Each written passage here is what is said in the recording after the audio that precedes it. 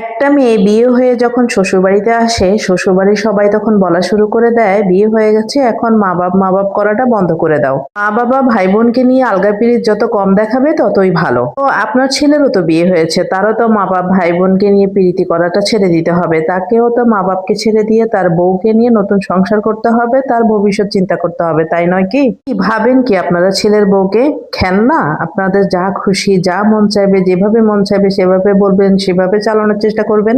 বিয়ে করা ছেলেটারও তো তাহলে নিজের পরিবারের দিকে নজর দেওয়া উচিত। এই আপনাদের জন্য, মা বাপ ভাই বোনের জন্যই তো তার স্ত্রীর সাথে তার যত গন্ডগোল হয়, যত ঝগড়াঝাটি হয়, সে তার স্ত্রীকে অপমান করে, গালাগাল করে, এই সব কিছুর জন্য তো আপনারাই দায়ী। আমাদের সংসারে থাকতে হলে ছেলের বউকে তার বাবা মাকে ছাড়তে হবে, ভাই বোনের প্রীতি ছাড়তে হবে, তাহলে সে আলাদা সংসার করবে। আপনার সাথে কেন থাকবে সে? আপনি শাশুড়ি প্রতি মুহূর্তে ছেলের বউকে বুঝাচ্ছেন যে এটা আপনার সংসার, এইখানে যখন তখন ইচ্ছা তার আত্মীয় স্বজন আসতে পারবে না, আসলে আপনি বিরক্ত হচ্ছেন, সেই ইচ্ছা মতো কোনো কিছু করতে পারবে না, তাহলে আপনি বিরক্ত হচ্ছেন। দিনের শেষে যখন ছেলের বউ সিদ্ধান্ত নেয় আলাদা সংসার করবে, তখন দোষ হয়ে যায় ছেলের বউর, যে সে খারাপ, এই জন্য তার ছেলেকে নিয়ে আলাদা সংসার করা শুরু করেছে। তো রান্নাঘরে চলে আসলাম, এই যে বাদামগুলো দেখছেন, এই বাদামগুলো দিয়ে আজকে পিনাট বাটার বানাবো। আর এখন হচ্ছে আমার টিচার চলে আসছে, মেয়ে টিচার, তো ওকে আগে চা বানিয়ে দিলাম, নিজেও এক কাপ খেলাম, তারপরে চলে আসছি এই বাদামগুলো ভাজতে। অবরত নেড়ে চেড়ে এই বাদামগুলোকে ভালো করে ভেজে নিয়ে এক সাইডে রেখে দিব। এগুলো একটু ঠান্ডা হলে দেন এগুলাকে খোসা ছাড়ানো হবে। তো বাচ্চাদেরকে বললাম তোমরা দুজনে এগুলো খোসা ছাড়াও, আমি রান্নাঘরের কাজে চলে যাচ্ছি।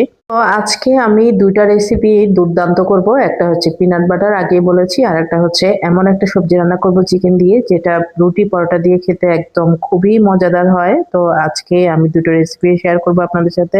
এইখানে সবজি নিয়েছি পটল, সিসিঙ্গা, গাজর, আর এর সাথে নিয়েছি আলু। তো 4 রকমের সবজি নিয়েছি আমি টোটাল এখানে 1 কেজির মতো। তো আমি প্রথমে হচ্ছে পেঁয়াজ দিয়েছি, পেঁয়াজের মধ্যে চিকেন গুলা দিয়েছি, তারপরে আদা রসুন দিয়ে এগুলাকে 1 মিনিটের মতো ভাজবো। ওর আমি লবণ, তারপরে হচ্ছে জিরার গুঁড়া, কালো গোলমরিচের গুঁড়া, তো এগুলো দিয়ে আমি জাস্ট মিশিয়ে নিয়ে এটাকে অল্প আঁচে ঢেকে রান্না করব। এটা সিদ্ধ হওয়ার পরে আমি এটাতে সস ব্যবহার করব। এখানে আমি ব্যবহার করেছি টমেটো সস, আর হচ্ছে চিলি সস, আর সয়া সস, এই 3টা সস আমি এখানে ইউজ করেছি। এই যে দেখেন আমার সবজিটা কিন্তু হয়ে গেছে। সবার শেষে আমি একটু টেস্টিং সল্ট দিয়েছিলাম। আপনি যদি টেস্টিং সল্ট না পছন্দ করেন, না খান, তাহলে না দিলেও হবে, এটা অপশনাল। তো আমি এখন পিনাট বাটারটা রেডি করব। এখানে হচ্ছে আমি চিনিটাকে ব্লেন্ড করে পাউডার করে নিব, এরপরে হচ্ছে বাদামগুলো দিয়ে দিব। বাদাম দিয়ে এটাকে ভালো করে ব্লেন্ড করে নিতে হবে। বাদামটা ব্লেন্ড হয়ে গেলে আমি আগে থেকে ব্লেন্ড করে রাখা চিনি, পাউডার চিনিটা দিয়ে দিব। এর মধ্যে দিব হচ্ছে আমি বাটারটা এরকম নরম গলানো থাকতে হবে। এরপরে আমি স্বাদের জন্য